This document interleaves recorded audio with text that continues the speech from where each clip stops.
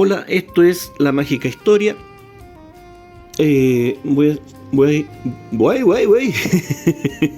Voy a hacer un alto en lo que veníamos haciendo para descansar un poquito del tema ese de la música, de la guerra civil, qué sé yo.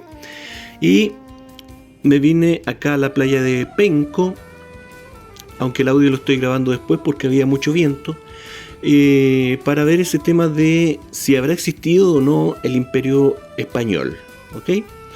Yo creo que no, y vamos a ver que no es tan tonto decir eso, ¿ok? Y me vine acá a Penco para hacer la intro del video para mostrarles esto, pues, el fuerte de Penco, ¿ok? Este fuerte era muchísimo más grande de lo que se conserva hoy en día, era 4 veces más grande que esto, por lo tanto tengan en cuenta eso de que era una fortificación militar importante, ¿ok? Importante. ¿Cuándo se construyó este asunto y quién lo construyó? Bueno, vamos a verlo ahora, porque ¿cuándo se construyó? Aquí tenemos una piedra, ¿cierto? Una piedrecita, no sé si se ve bien, todavía no. Enfoca, hombre. Ahí está. Año 1687. Eso ya nos dice algo. Año 1687, o bien, como lo pueden apreciar ahí, y 687. ¿Ok? Claro, en ese tiempo, en el periodo del Renacimiento, muchos documentos y cosas están escritos extrañamente con esta nomenclatura de cambiar el 1, ¿cierto?, del año 1000 por letras, por la I o a veces por la J, ¿me entienden? Entonces de ahí salen algunas teorías que dicen que eso quiere decir que nos están indicando de que hay 1000 años agregados en la historia y que en realidad no es 1687, sino que sería 687, ¿ok? Yo creo que no.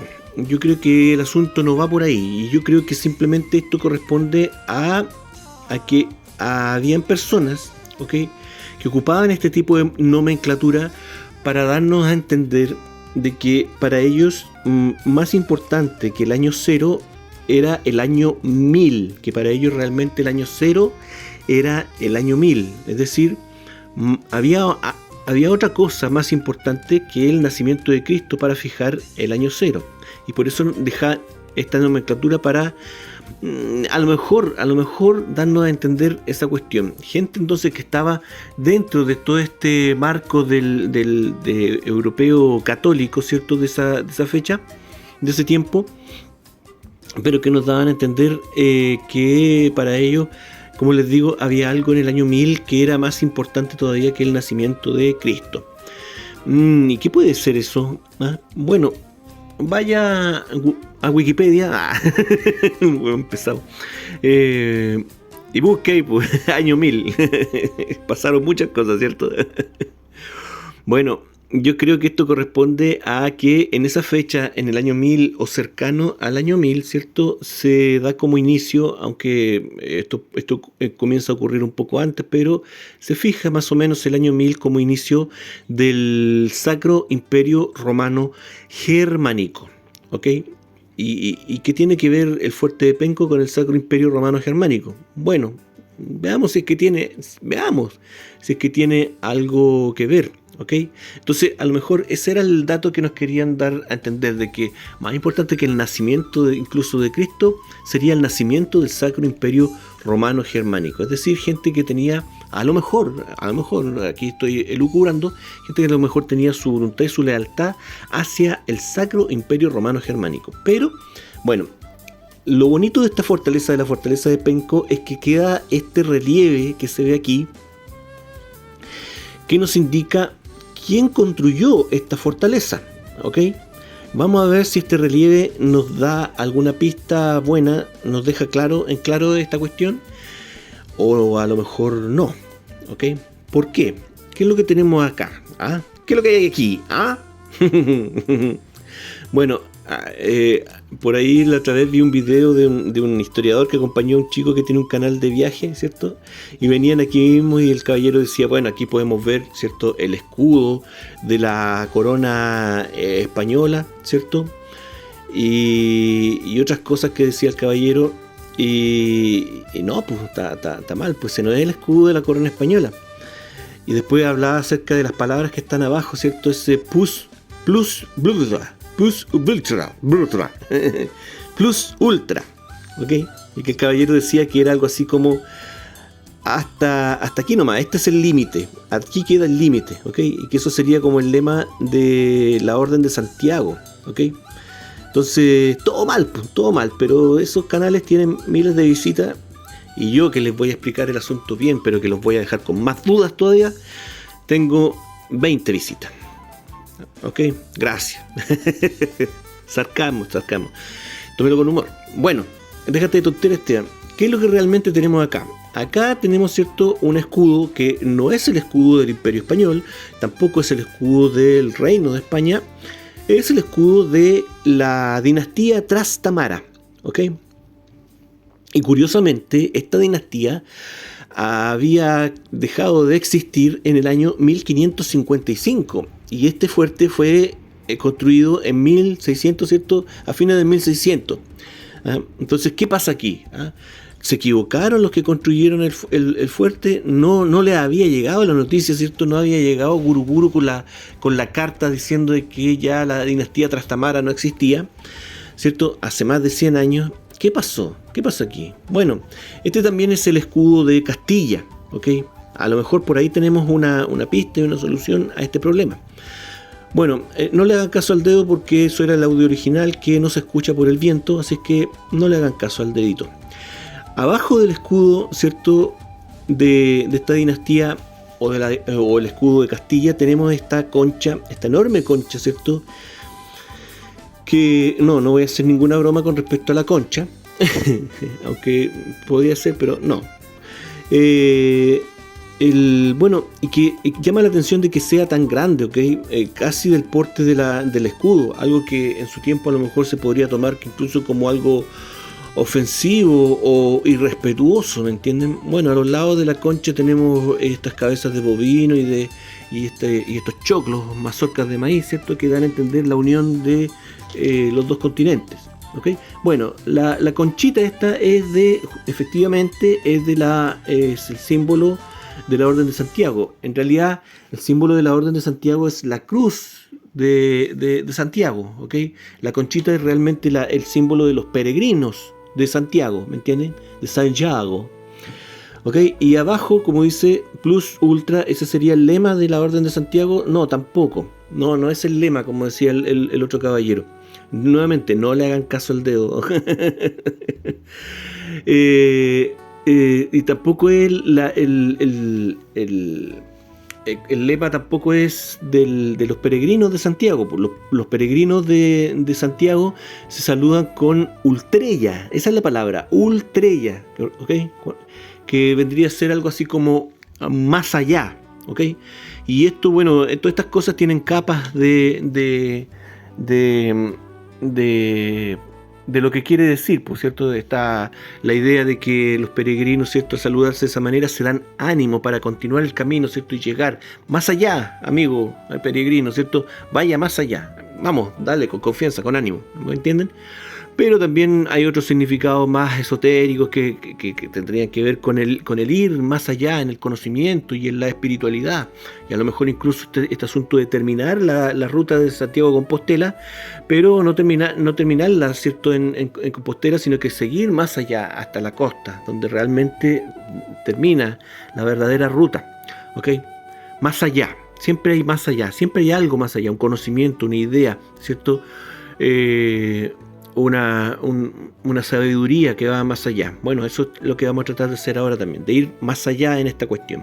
Pero abajo dice Plus Ultra, ¿ok? Entonces no tiene nada que ver con la Orden de Santiago, ni con los peregrinos, nada. Eso quiere decir algo así como muchísimo más allá. Es decir, toma la misma idea y como que la duplica, ¿me entienden? Y en todos sus aspectos, de ir más allá, muchísimo más allá en conquista, en tierra, pero también ir muchísimo más allá en cuanto a a conocimiento espiritual, esoterismo y un montón de cosas. Y no es el lema de la Orden de Santiago, o también, sí, la Orden de Santiago también lo ocupaba, pero este es el lema del Sacro Imperio Romano Germánico. Nuevamente nos aparece el Sacro Imperio Romano Germánico, y en los pilares que están ahí también nos aparece el Sacro Imperio Romano Germánico, que también, eso también era símbolo de esta cuestión.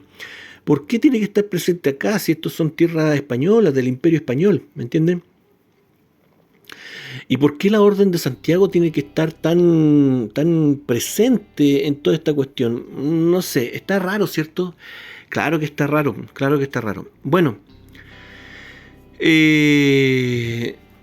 decir, ¿cierto?, que vamos a tratar de dilucidar toda esta cuestión y explicar que la idea de este video, bueno, en todo este tema del descubrimiento de América y de la conquista española, hay como 3 versiones distintas que son las más fuertes. Una es la versión oficial, la típica que nos cuentan en el colegio, ¿cierto?, y con la que nos quedamos todos.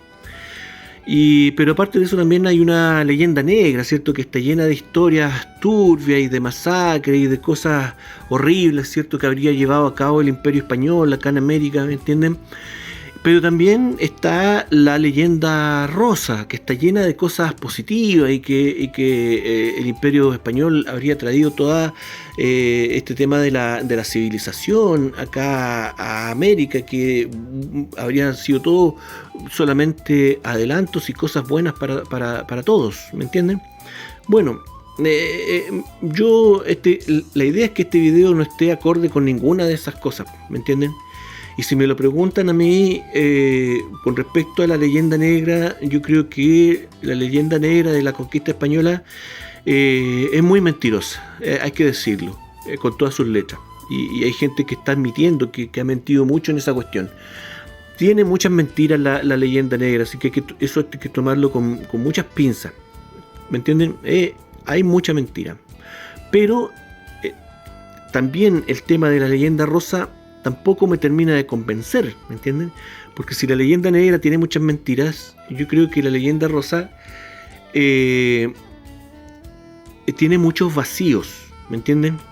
Es decir, esta cuestión, pero primero, antes de seguir, miren, fíjense aquí el monolito, la piedrita que colocan aquí, no sé si se alcanza a leer, ¿cierto? Bueno, voy a colocar el texto por ahí, pero me interesa que vean abajo cómo se hace mención al Reino de Chile, ¿ok? Esa cuestión es muy importante, ¿ok?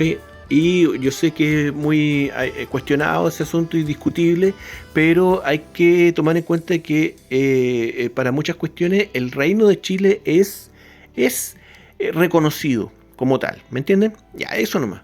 Ya, estábamos entonces en este asunto de la leyenda rosa, que para mí me parece que la leyenda rosa, a diferencia de la leyenda negra, no mienten los datos. Las personas que hablan de esta cuestión entregan datos que son fehacientes, verídicos, pero como les digo, creo que esa historia también, ese relato, esa narrativa está también llena de vacío, con muchos vacíos.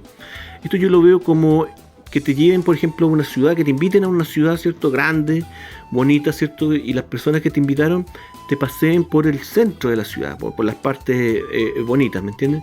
Y un par de días después tú te devuelves con la idea de que esa ciudad es maravillosa, ¿me entiendes? Y encuentras con personas que te dicen otra cosa y tú dices, no, están mintiendo, pero resulta que esa realidad tú nunca la viste, tú nunca estuviste en la periferia, nunca viste el lado feo de la ciudad, ¿entienden? Así veo yo un poquito este tema de la leyenda rosa. Creo que también las personas que siguen que siguen esa idea, creo que se autoengañan un poquito. Ahora bien, hay otro tema, que es el asunto de la hispanidad, ¿entienden? Y ahí sí que yo concuerdo de que resaltar la hispanidad y limpiar un poquito el asunto de la hispanidad, eso está muy bien. Y sobre todo comenzar a hablar acerca de la idea de volver a reunir la hispanidad, ¿me entienden? Sobre todo aquí en Hispanoamérica o con España, si se pudiera, ¿cierto? Yo creo que es muy sano, ¿ok? Dejar atrás las barreras y los límites y las limitaciones que nos han impuesto, ¿cierto? Sobre todo la masonería y digámoslo con nombre y apellido, la masonería inglesa sobre todo, y el sionismo y todas esas cosas, todos esos grupos, esos grupillos secretos, ¿me entienden? Creo que la hispanidad, la idea de la hispanidad le haría muy bien a todos los países hispanos y a la misma España también le haría muy bien, ¿ok? Bueno, pero yo trato de entender, eso es el asunto, y compartir las cosas que me hacen entender algunas cosas, como por ejemplo entender el relieve de esta fortaleza, ¿ok? Vamos con eso entonces. ¿Desde cuándo nos dicen que existe? Porque, bueno, hay una idea, ¿cierto? Antes de hablar del Imperio Español, yo creo que es bueno aclarar el tema del Reino de España. ¿Desde cuándo existe España? ¿Me entienden? Aunque parezca una pregunta muy básica, pero me he encontrado con que existe una discusión al respecto y que no es conspiración ni nada por el estilo. Ahora bien, ¿en qué momento a mí me empezó a surgir esta pregunta? ¿Habrá existido el Imperio Español? Les soy sincero, esto me empezó a surgir hace un par de años atrás, cuando empecé a ver este material de cierta arquitectura romana, ¿me entienden? Que hay en América, y que algunos planos de ciudades también mostrarían cosas por el estilo. Y luego de eso yo empecé a buscar mapas del Imperio Español y hasta el día de hoy no encuentro un mapa del Imperio Español. ¿Cómo puede existir un imperio tan reciente y que nunca se le haya hecho un mapa? O sea, claro, pues si usted googlea y coloca mapa Imperio Español, le va a aparecer un montón de dibujos, pero son dibujos modernos, ¿ok? No he encontrado ningún mapa de la época acerca del Imperio Español. Y creo que la respuesta está, ¿me entienden? Así que vamos con esa cuestión. Como les digo, antes de saber este tema del Imperio Español, de que si existió o no, yo creo que es bueno aclarar el tema de España, desde cuándo existe España, ¿ok? Bueno, también hay varias teorías, pero no me quiero alargar mucho en este asunto, así que voy a contar la que me pareció más bonita nomás, punto, ¿ok? La voy a hacer corta. España, ¿cierto? Viene de un término latín que sería Hispania, ¿cierto? Que sería del periodo romano, cuando España era provincia del Imperio Romano, de la antigua Roma, ¿ok? Ojo con eso. España entonces era provincia de la antigua Roma, y el término España, aunque es un término latino, provendría de un término anterior que sería un término fenicio, ¿ok? Dando a entender cuando estuvieron los fenicios, por lo menos en el sur de España. Y que el término querría decir, aunque es discutible el asunto, pero querría decir tierra de metales, dando a entender con eso la importancia que le dan los fenicios y qué es lo que venían a encontrar a España, o que venían a explotar a España. Una tierra de metales, ¿ok? Punto, así de bonito. Ahora bien, otra cosa que a mí me llama la atención de España, y que no solamente de España, sino que también de Francia, de Italia, de Alemania, de China, de la India, en fin, de Rusia, es la amplia variedad de idiomas y dialectos que existen en España y en toda Europa y en Asia Central, y, en fin, como les digo, dando a entender, recordemos, ¿cierto?, que el idioma y los dialectos están asociados a culturas y a etnias, ¿ok? No necesariamente, estrictamente hablando, pero sí se asocia a esa cuestión. Y que España tenga tantos idiomas y dialectos dentro de su territorio, a pesar de que el idioma español obviamente es el más hablado y hay dialectos que se hablan solamente, qué sé yo, por un par de cientos de personas, no quita el hecho de que existen esos dialectos y que nos dan a entender de que España en su momento fue una región multicultural y multiétnica. ¿Okay? Bueno, su historia nos dice de que han pasado muchas conquistas en el territorio, en fin, bla, bla, bla, bla, bla. Este es un tema muy bonito y que les digo, como les digo, que me llama la atención en muchos países. ¿Ok? Así que, obviamente, esto se puede enredar mucho y así que la vamos a hacer corta y vamos a decir que durante la época medieval, ¿cierto? España estuvo prácticamente, no toda España, pero prácticamente toda España estuvo bajo control musulmán, ¿cierto? Y que ahí se conoció como Al-Ándalus, ¿ok? Pero llegamos al periodo que nos dicen en la escuela que es cuando nace el Reino de España, que es el periodo cuando Isabel, doña Isabel y don Fernando se casan, contraen matrimonio, ¿cierto? Y unen los reinos de Castilla y Aragón, ¿ok? Y con eso ya toman el control de la mayor cantidad de territorio en la península, y por lo tanto se entiende que se conforma la entidad del Reino de España unificado, ¿cierto? Casi al final de la Reconquista, ¿ok? Eso es lo que nos dicen en el colegio. ¿Quiénes fueron los primeros reyes católicos? O sea, los primeros reyes de España, perdón, los reyes católicos, ¿cierto? Doña Isabel y don Fernando.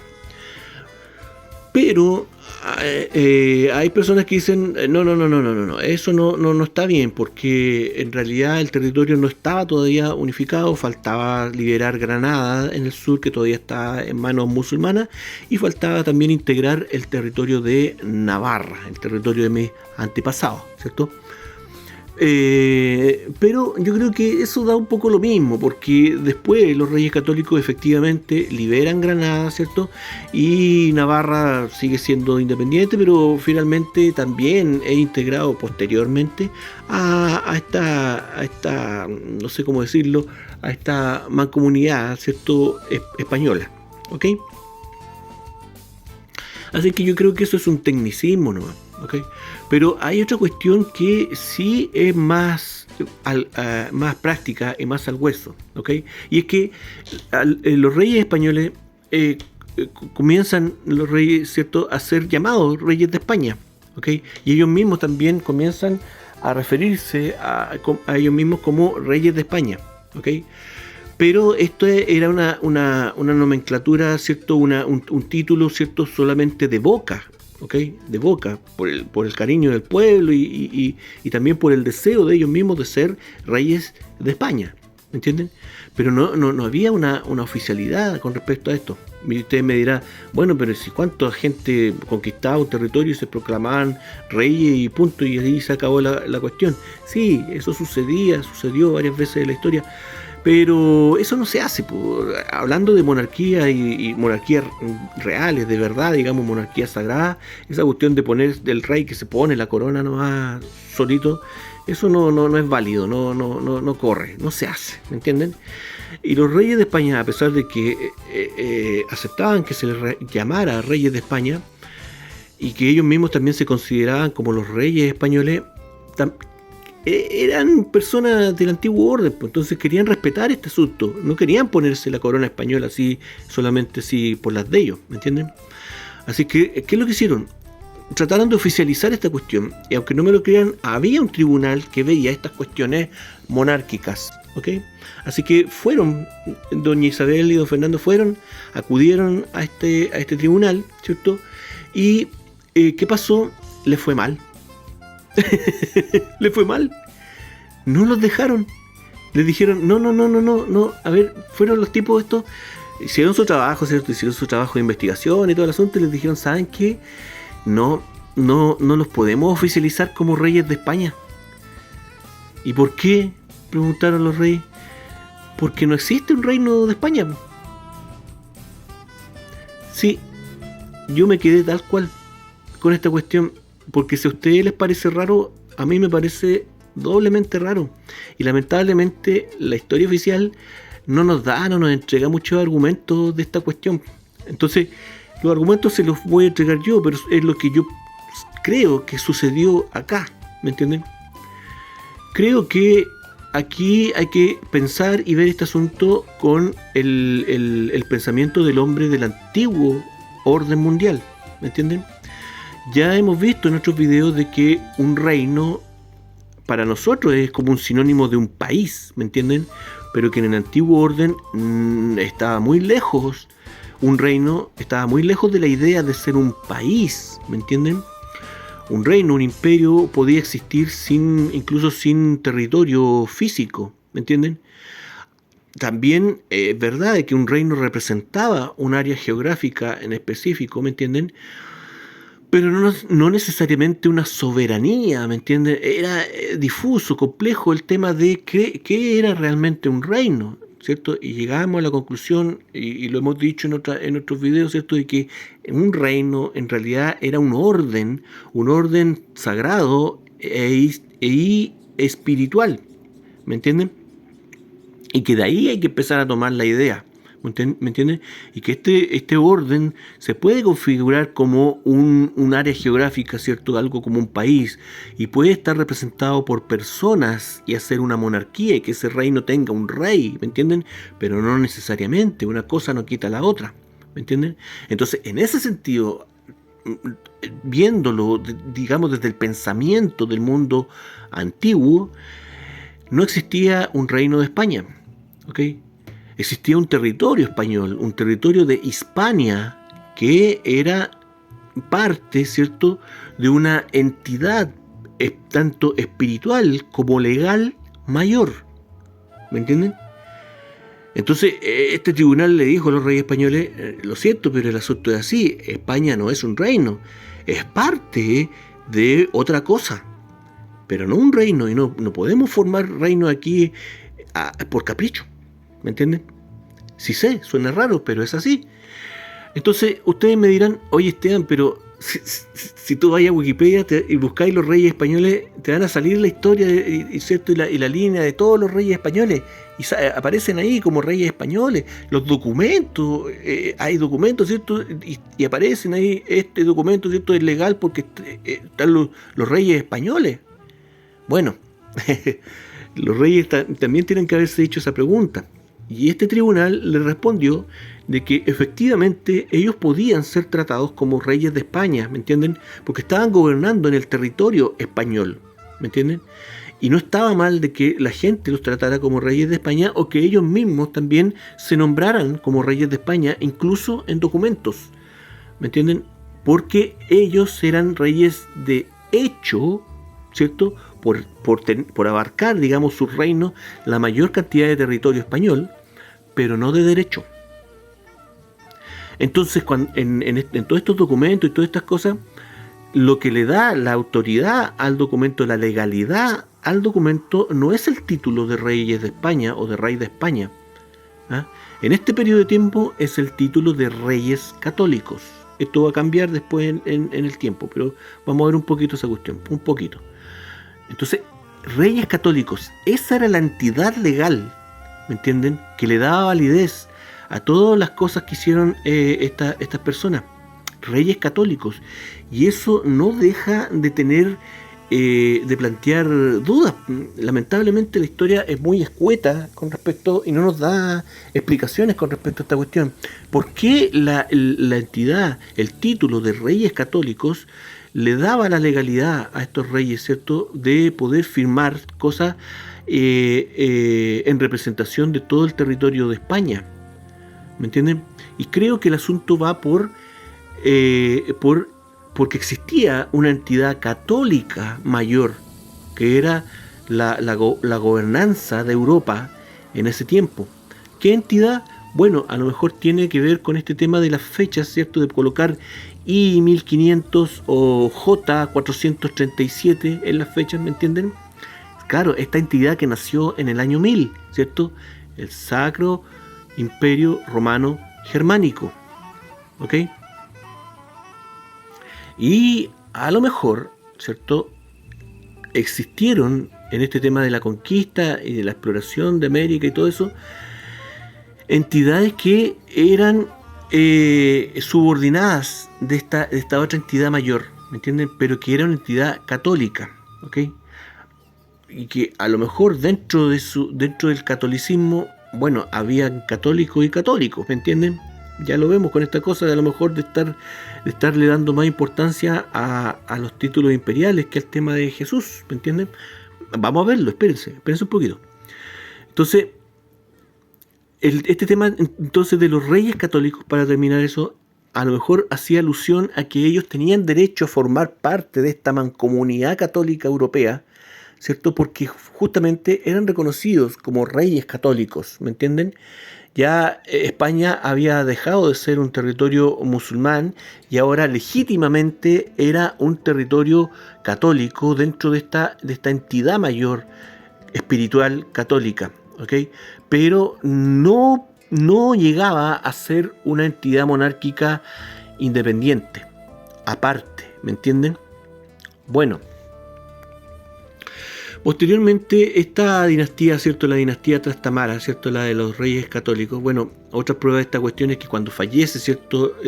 Doña Isabel de Castilla, don Fernando de Aragón no pasa a tener el título de rey de España. Él vuelve a ser rey de Aragón y tiene que entregarle el reino a su hija Juana, conocida como Juana la Loca. ¿Me entienden? Entonces, ahí nos va cuadrando un poquito de cómo funcionaba esta cosa, ¿ok? Y luego, cuando desaparece la dinastía, ¿cierto?, de los reyes católicos, en 1555, 1556, cuando se mezcla, ¿cierto?, con la dinastía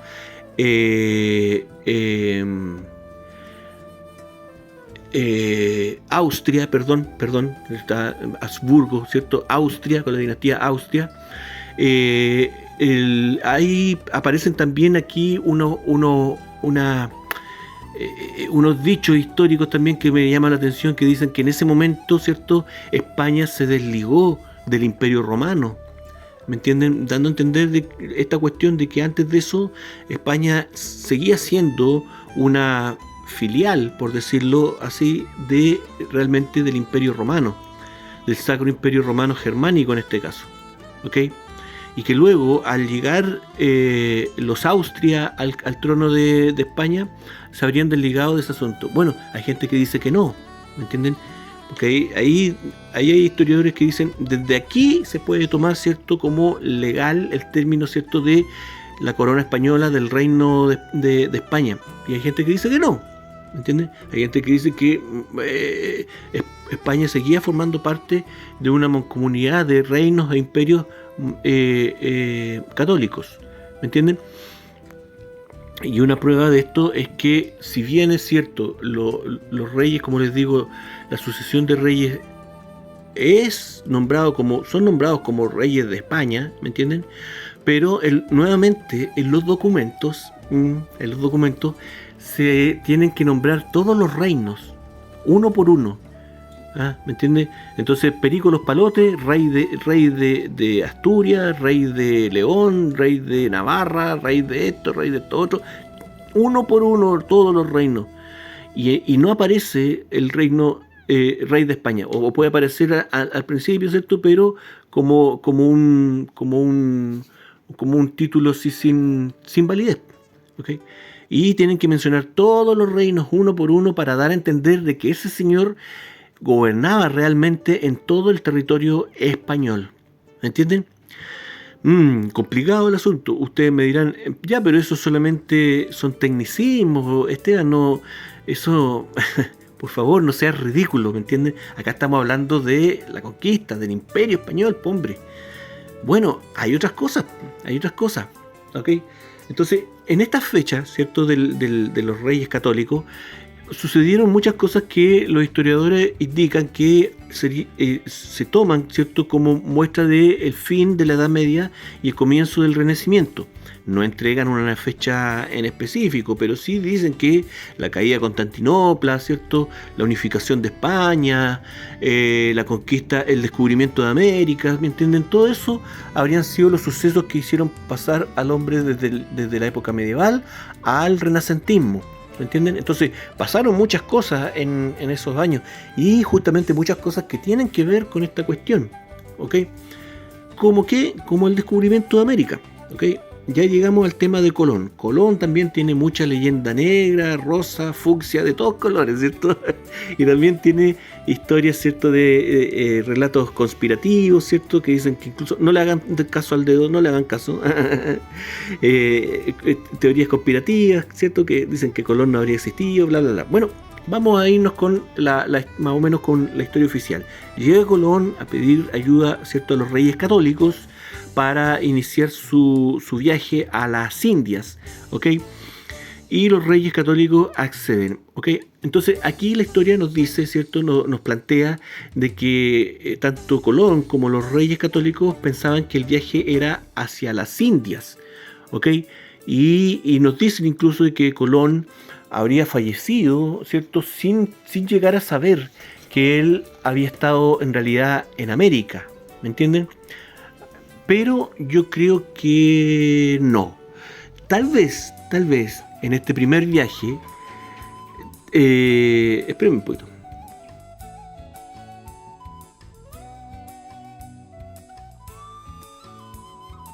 Ya, como les digo, tal vez en este primer viaje no estaban muy seguros de realmente hacia cómo iba el asunto, ¿me entienden? No me entienden, yo sé que no me entienden, pero me van a entender. Pero en el segundo viaje, ahí sí que yo estoy casi seguro de que tanto los reyes católicos como Colón ya sabían que él había llegado a nuevas tierras, y no solamente eso, sino que también sabían de que había mucho más territorio todavía por explorar. ¿Cómo sabían eso? No lo sé. Hay también un montón de teorías que dicen de que en Europa se conocía la existencia de América desde mucho antes de lo que nos dicen. Hay gente que avala esto incluso con figuras de mapas que estarían en alfombras, en tapices medievales, qué sé yo, que muestran la costa de América, en fin. Ustedes saben que hay muchas teorías al respecto. Yo también tengo ciertas dudas, ciertas cosas que me hacen pensar que eso es posible, y que no solamente eso, sino que seguramente a lo mejor incluso existieron algunos avanzadas europeas en América antes incluso que Colón, ¿okay? Y no me refiero a los vikingos, ¿okay? Pero bueno, eso solamente son datos curiosos por ahora. ¿Me entienden? Pero el tema es que cuando Colón, ¿cierto?, empieza a preparar su segundo viaje, aquí viene lo bonito. Los reyes de Portugal le indican a los reyes de España de una manera bastante tajante y agresiva de que ellos también quieren su tajada. ¿De qué cosa? Quieren su tajada de los nuevos territorios, ojo, de los nuevos territorios y de los territorios que se van a conquistar. Entonces aquí los reyes de Portugal nos entregan la respuesta de que toda esta gente ya sabía exactamente de que esos territorios no eran la India, de que eran nuevos territorios, y no solamente eso, sino que también sabían que había muchísimo más territorio todavía por conquistar. La cuestión es que los reyes de España se sintieron intimidados por los reyes de Portugal, ¿cierto? Y secretamente, y aquí viene una cuestión también muy interesante, secretamente, junto con construir los barcos que iban a ir en la caravana ¿cómo se dice? La expedición, de Colón. Junto con eso construyeron también barcos de guerra, porque los otros barcos iban desarmados. Ojo con ese dato, ojo, que yo creo que es muy importante.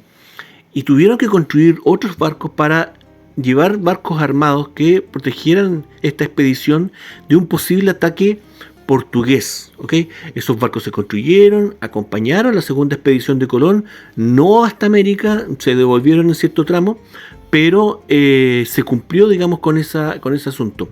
¿Por qué tuvieron que hacer eso y no simplemente colocarle cañones a los barcos de Colón? Es algo raro y no es algo único, porque posteriormente la Armada Española, ¿cierto?, la inmensa Armada Española, y que tiene un montón de ítems, ¿cierto?, de cosas que realizó la Armada Española, ¿cierto?, de avances y cosas que dan a entender de que la Armada Española, por lo menos por mucho tiempo, lideró, ¿cierto?, al resto de las armadas mundiales en muchas cosas, en cuanto a tecnología, en cuanto a tamaño, en cuanto a avances administrativos y de todo tipo. Esta armada participó en América como una compañía naviera, ¿me entienden? Que simplemente servía para como barcos de transporte, ¿me entienden?, de insumos y todas las cosas que se llevaban a Europa desde América, ¿ok? Y pero nunca barcos armados. Y cuando se empleaban barcos armados eran como les digo, como escoltas de estos barcos, y tenían que tener una justificación. ¿Me entienden? Ya sea porque estaban esperando ataques de corsarios ingleses o de piratas europeos o del Medio Oriente, qué sé yo, de cualquier tipo. No sé, pero tenían que entregar esa digamos, excusa. ¿Por qué? Si estaban navegando en territorio, digamos, que les pertenecía. ¿Por qué tenían que estar justificando el llevar armas? ¿Ok? Y otra cosa que me llama la atención es que dentro del marco de la guerra de independencia americana, la participación de la Armada española siguió siendo casi exclusivamente la de transporte. ¿Me entienden? Acá mismo en Talcahuano, ¿cierto? Cuando se inicia la reconquista española y llegan los barcos españoles a Talcahuano, los barcos podrían haber aprovechado de bombardear Talcahuano. No lo hicieron. Y todo lo contrario, bajaron los cañones para dejarlo en las fortificaciones del Morro de Talcahuano, ¿ok? Ustedes me dirán, bueno, pero eso es estrategia militar nomás, hombre. Bueno, así será, pero llama la atención de que en el resto de la guerra de independencia se da algo más o menos similar, ¿me entienden? Y me estoy acordando de otra cosa que a mí me llamaba la atención, y era este asunto de que cuando Ambrosio O'Higgins envía su proyecto de crear un puerto en Talcahuano ya existía, pero él quería crear un amarradero y una serie de fortificaciones, ¿me entienden? Y envía este proyecto a España. Él da como motivación de este asunto, entrega el tema de un posible ataque marítimo por parte de los mapuche, ¿ok? Eso es absurdo, ¿cierto? Sabemos que los mapuches no tenían armada, pero a lo mejor era simplemente una excusa que él tenía que entregar para poder dar, valga la redundancia, la excusa de traer barcos armados hacia Talcahuano, ¿me entienden? Y si queremos seguir agregando cosas en este asunto, a mí me llama la atención también el hecho de que después de la guerra de independencia, solo después de la guerra de independencia, España hace uso de su armada de forma ya ofensiva, ¿me entienden? Y envía a la armada, o parte de la armada española, a América, ¿cierto? A bombardear algunos puertos, ¿cierto? Valparaíso, el Callao, qué sé yo, lo que se conoce como la guerra hispanoamericana, ¿ok? ¿Por qué esperaron que los países se independizaran para hacer esto? Es decir, yo soy el emperador, ¿cierto? Yo tengo un imperio, el imperio español, y tengo la mejor armada del mundo, y no la ocupo en la guerra de independencia de mi sistema virreinal. Por lo menos curioso, ¿cierto? Sí, po. Bueno, a esta cuestión hay que sumarle el hecho, y aquí escuche bien lo que voy a decir, el hecho de que el ejército, ahora hablemos del ejército, el ejército español jamás estuvo en América. Lo repito, el ejército español jamás estuvo en América, jamás un soldado español pisó suelo americano. Pero este cabrito, que hay que tenerle paciencia. Hoy te estáis dando cuenta de la estupidez que estáis diciendo, hombre. Sí, pues. Bueno, en realidad hay un caso en donde sí estuvo el ejército español, que fue acá en la zona, en Arauco, ¿cierto? Cuando se crea el tercio de Arauco, pero ya vamos a ver qué pasó ahí. Pero nunca el ejército, ¿cierto? El ejército de tierra español no estuvo presente en América. Las fuerzas de conquista, los conquistadores, ¿cierto? El personaje, ¿cierto? O el fenómeno del conquistador español no era un personaje que fuera miembro del ejército español, era un particular. Bueno, depende cómo se ve este asunto, ¿cierto? Depende de quién lo cuente. Hay gente que lo cuenta de esa manera, que eran empresas de particulares, ¿ok? Que llegaban a un acuerdo con la corona española, ¿me entienden?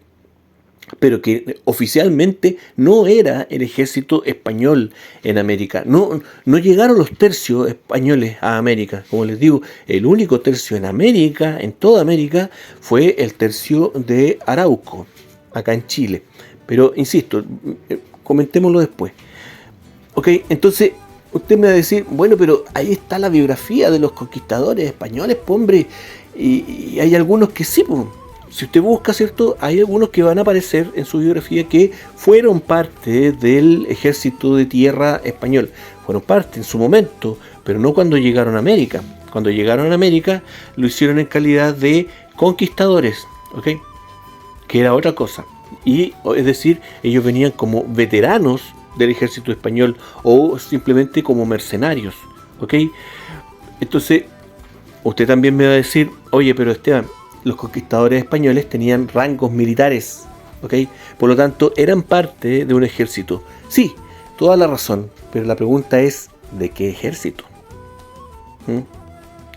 Y aquí es donde se hace importante, ¿cierto? Nuevamente el fuerte de Penco con su relieve que nos indica quiénes eran los que estaban detrás de esta fuerza militar, ¿cierto? Recordemos que el fuerte de Penco era un fuerte importante, era un fuerte bastante grande.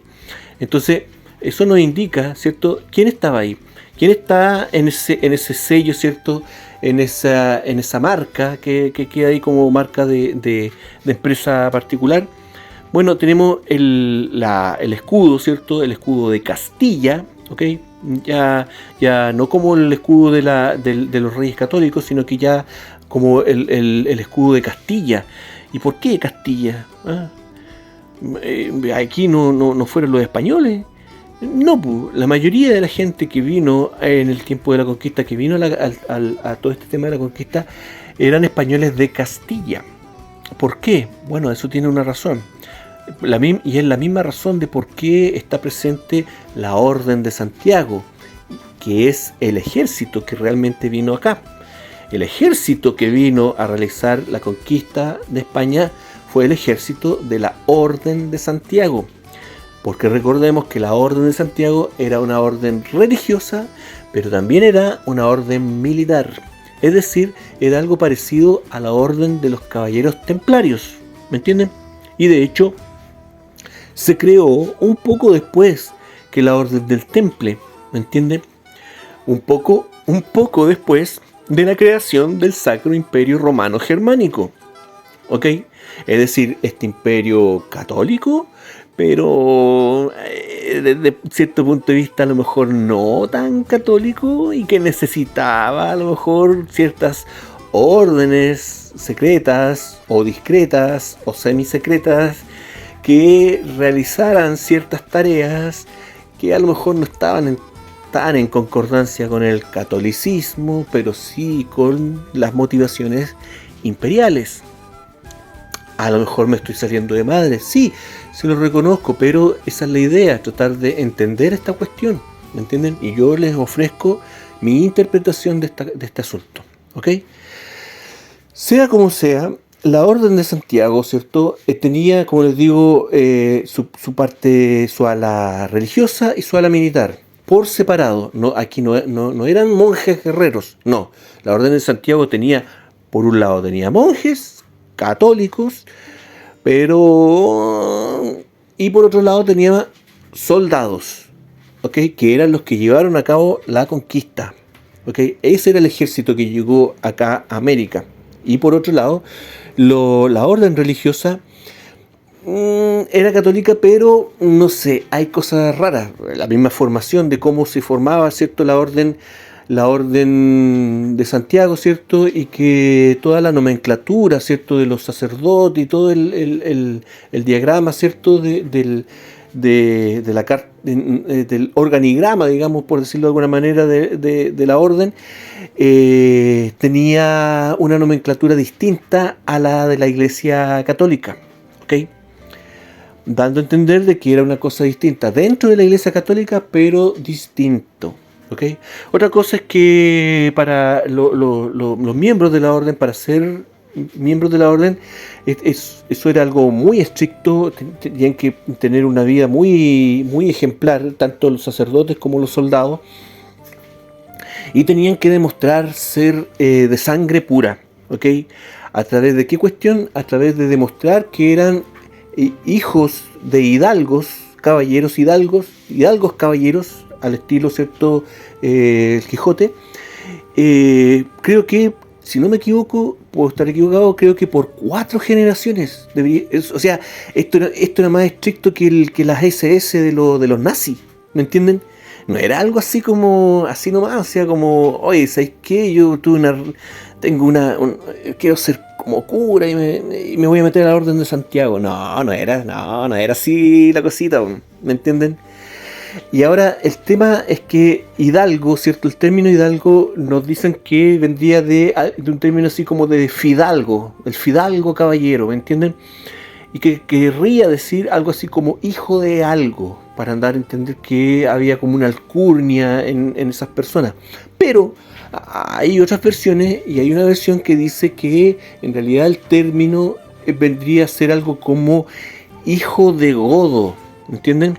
Para dar a entender una suerte de caballeros que lucharon en el tema de la reconquista contra los musulmanes y que fueron arrasados en España, pero que quedaron algunos y que esos caballeros eran considerados de una manera distinta, ¿ok? De alguna forma. Y forman esta orden de Santiago, estos caballeros, ¿cierto?, germánicos, que a lo mejor tenían su lealtad al Sacro Imperio Romano Germánico, ¿me entienden?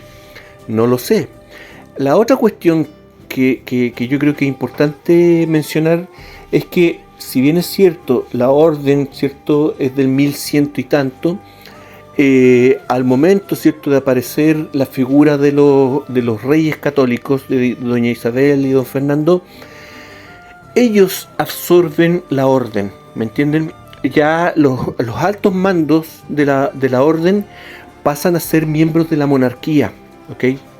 De la monarquía de los reyes católicos, pero, y aquí viene una respuesta, pero finalmente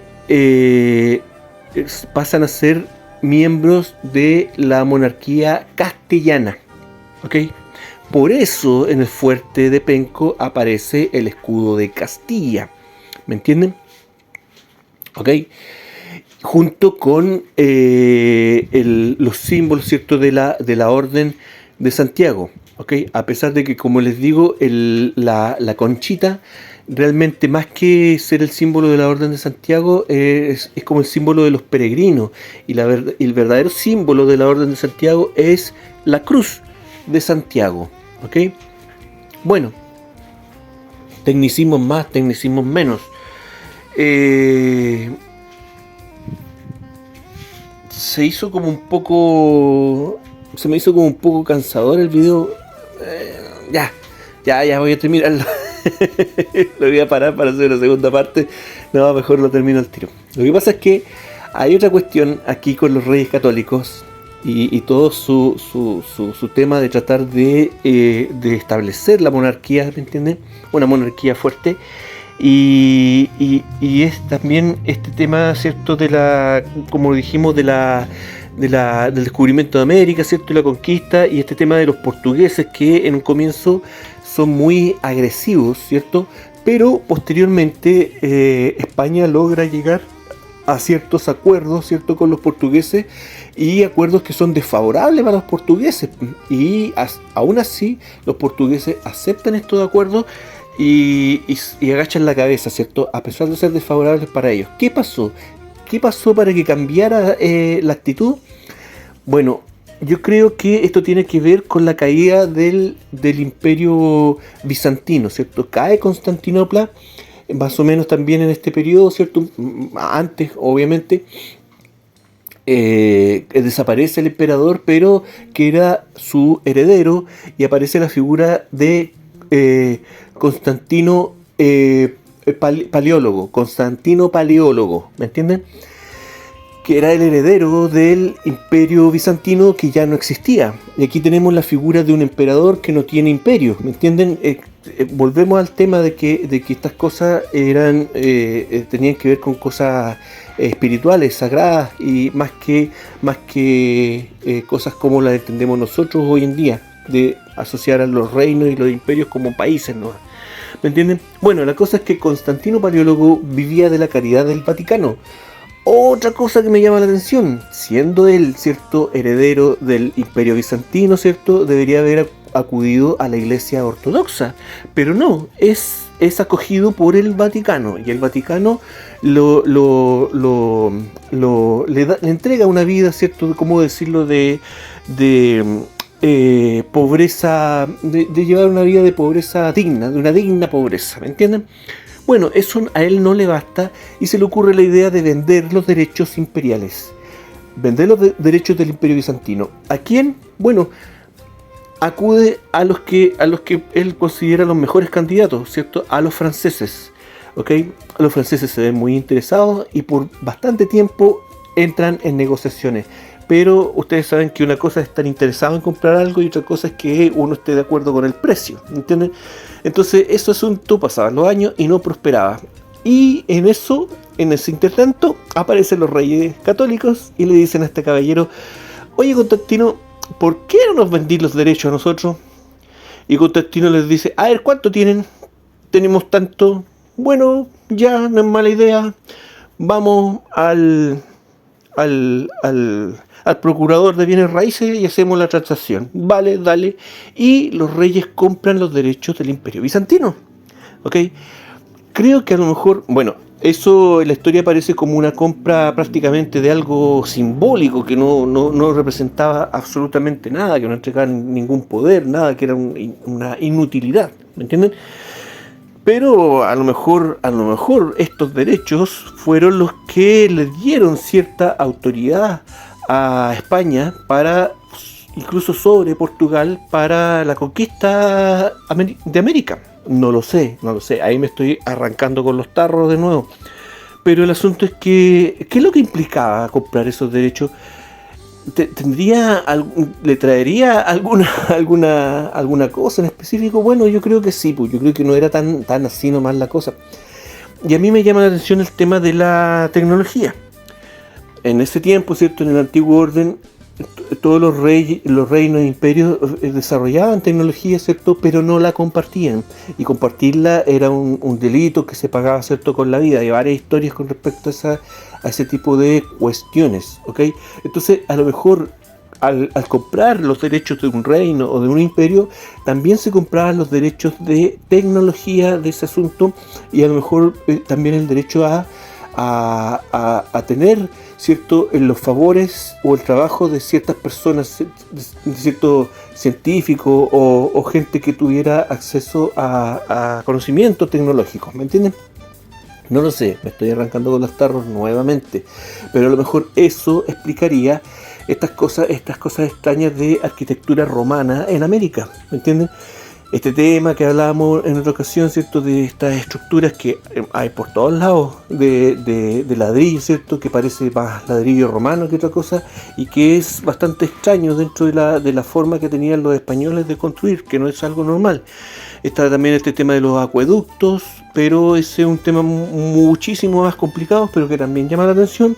Aprovecho de dejarles por ahí un canal que se especializa en ese tema, un canal español que se especializa en el tema de los acueductos, para que vean que no es algo tan fácil, ¿me entienden? Hay personas que pueden ser incluso arquitectos, pero no tienen la capacidad de diferenciar un acueducto romano de un acueducto medieval, ¿me entienden? Es complicado el asunto, pero llama la atención que esta cuestión aquí. Bueno, sea como sea, el asunto es que los reyes católicos consideraron a lo mejor de importancia este tema de comprar esos derechos romanos, ¿cierto? En este caso bizantinos, pero que a lo mejor les llegaban, como les digo, cierta independencia para la conquista de América, cierta independencia de su estatuto mayor, a lo mejor, ¿me entienden? Legalmente hablando, el Sacro Imperio Romano Germánico. A lo mejor esta compra de los derechos bizantinos los independizaba un poco de esta cuestión del Sacro Imperio Romano Germánico. No lo sé, ¿me entienden? Este es un terreno nebuloso, pero como les digo, no deja de plantear cosas reales, como por ejemplo el tema de que el Imperio Español no tenga emblemas propios, ¿me entienden? usted busca, qué sé yo, el escudo del Imperio Español, le va a aparecer el escudo del Sacro Imperio Romano Germánico, por este tema de este personaje de Carlos I de España, que fue, hay que decirlo, que fue el único rey de España que tuvo el título de emperador. El único. ¿Ah? ¿Me entienden? Pero que fue el emperador del Sacro Imperio Romano Germánico, no el emperador de España. ¿Entienden? Y por eso se asocia ese escudo al Imperio Español. También tenemos la bandera, ¿cierto? La bandera de las ramitas de Borgoña, pero que vendrían, ¿cierto? Que serían una herencia, ¿cierto? Del esposo de Juana la Loca, que ese caballero sería hijo, ¿cierto? De no sé si de la reina, pero de alguien de la monarquía de Borgoña, y habría heredado esa bandera. Entonces, lo que se nos muestra como bandera de España o como bandera del Imperio Español, en realidad es la bandera de Borgoña, ¿entienden? Y que nunca se cambió porque, no sé, ¿me entienden? No sé por qué, pues, a lo mejor porque no se podía elaborar una bandera de España, ¿me entienden? Este mismo asunto del escudo español, creo que recién ahora en los años 80 creo que se crea el actual escudo de España, ¿me entienden? Y con este asunto de que en qué momento España pasa legalmente a ser el reino de España, bueno, hay gente que es categórica y aplastante en esta discusión y dicen, no, España tiene menos de 200 años, ¿me entienden? O 200 años, qué sé yo. Y España vendría siendo este asunto después lo que vino, lo que se concretó después de la independencia española, ¿cierto? Con este tema de la invasión de Napoleón, ¿cierto? De los hermanos Bonaparte, y que cuando se independizaron de ese asunto, que ahí recién se habría formado, ¿cierto? El Estado español, ¿me entienden? Bueno, muy loco toda esta cosa. Imagínense que España realmente legalmente sea menor que los países hispanoamericanos, porque Chile sea más viejo que España, o Perú, o México, ¿me entienden? Es raro, ¿cierto? Sí, pues yo sé que cuesta hacerse esos conceptos en la cabeza, pero algo hay en toda esta historia, en toda esta cuestión. Y a mí lo que me interesa sobre todo es la participación de estas órdenes, ¿cierto? De estas órdenes religiosas, militares, ¿cierto? Que vendrían siendo en este tiempo donde comenzaba el Renacimiento, que vendrían siendo como los antepasados, ¿cierto?, de todas estas órdenes secretas de la masonería y toda esta cuestión. Bueno, la Orden de Santiago sigue existiendo, pero ya en un estatus mucho menor. Yo no entiendo ahí realmente a qué se refiere esa cuestión, pero está muchísimo más limitado de lo que estuvieron en su tiempo, pero ahí están, siguen existiendo, ¿me entienden? Y hay otra cosa, por último, para terminar este tema, que yo creo que no está de más mencionar, y es que ¿dónde quedó el oro americano? ¿Cierto? Todas esas críticas que se dicen, ¿cierto? De los españoles robándose el oro de América, ¿me entienden? Bueno, no sé, pero este asunto, esta discusión, pero el tema es que sí, muchas riquezas de América llegaron a España. Pero a pesar de eso, España siguió siendo un país europeo, hay que decirlo, pobre, ¿me entienden? Hay muchas historias del nivel de vida en España en este tiempo del periodo virreinal, y que incluso hay gente que dice, la gente de acá de las colonias tenía un nivel de vida mucho mejor que el nivel de vida del español común y corriente, ¿me entienden? Que en España se vivía un sistema agrícola muy precario, ¿cierto? Hay que decirlo, con una masa de gente que trabajaba esporádicamente, pero que el resto del año quedaba a su suerte y se dedicaban a delinquir o se convertían en indigentes, limosneros, ¿me entienden? Había mucha pobreza en España, y ahí también está reconocido de que España estaba muy endeudada durante todo este tiempo. Dicen, ¿cierto?, de que esta deuda se debía a todas las guerras que tuvo que afrontar España como imperio en ese periodo, y que todo eso habría endeudado al imperio. Bueno, yo tengo mis dudas y creo que parte de ese empobrecimiento de España se debe justamente a la Orden de Santiago, que de alguna manera chupaba, ¿cierto?, este tema. Bueno, la Orden de Santiago funcionaba con este sistema de encomiendas. Ellos crearon el sistema de encomiendas. Eso no era una creación española, era una creación de la Orden de Santiago, este sistema, ¿cierto?, de crear estas empresas en América. Ellos lo hacían desde antes. Era su sistema de explotación, ¿me entienden? No era un sistema español de explotación. Y a través de todo este sistema de encomiendas a lo mejor fueron endeudando a España, también obligando a España a asumir deudas con banqueros, entre comillas, ¿cierto? A pesar de que la banca en ese tiempo no era lo que es la banca hoy en día, ¿cierto? Ya lo hemos mencionado otras veces. Pero lograron de alguna manera que se endeudaran con la banca. Ya todos sabemos quiénes son los dueños de la banca, ¿me entienden? Todos estos grupillos secretos, ¿cierto? Y que de alguna manera habrían hundido a España, ¿cierto? Sobre todo a Castilla, ¿cierto? Y eso es lo otro que hay que mencionar, de que, como les digo, la orden fue absorbida por la monarquía de Castilla, por lo tanto la orden le rendía cuentas no al rey de España, sino que al rey de Castilla, ¿me entienden? Por eso dejaban los símbolos bien claros en sus construcciones. Pero que al mismo tiempo, creo yo, parte o gran parte de esa riqueza y de ese dinero iba a parar a través de la lealtad de la orden, ¿cierto? Y a través de la lealtad de la monarquía de Castilla, que también, para absorber la orden, fueron obligados también a formar parte de la orden, ¿cierto? Ellos eran los reyes, eran el gran maestre de la orden de Castilla. Y tal vez la lealtad, ya sea forzada o voluntaria, la lealtad última estaba con el Sacro Imperio Romano Germánico, ¿me entienden? La entidad católica mayor, ¿me entienden? Y ellos a lo mejor tenían que responder a esa entidad en cuanto a riqueza. Ya vemos la diferencia de riqueza que había entre España y el Sacro Imperio Romano Germánico. Yo creo que eso no hay para qué explicarlo, ¿me entienden? Entonces, ¿a dónde iba a parar el oro español? Bueno, a lo mejor ahí tenemos una pista. A lo mejor estoy totalmente equivocado nuevamente, pero en fin, insisto, la cosa era llevar este tema a la palestra, ¿cierto? ¿Habrá existido el Imperio Español? Bueno, yo creo que no. O sí, ¿me entienden? O sea, ¿realmente existió? Obviamente que sí.